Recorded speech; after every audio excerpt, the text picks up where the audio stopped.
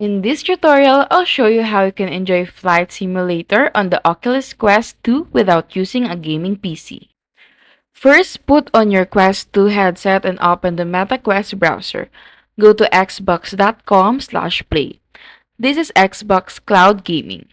Sign in with your Xbox Game Pass Ultimate account because that's required to stream Flight Simulator. Once you're signed in, select Microsoft Flight Simulator from the library. To make things easier, add it as a shortcut to your Quest home screen so you don't have to type the address every time. Next, connect an Xbox controller or any supported Bluetooth controller to your Quest 2. Go to Settings, click Bluetooth, and pair your controller. Flight Simulator won't use the VR controllers here. You'll be flying with the gamepad. When the game loads, it will stream to your Quest 2 screen like a big virtual display.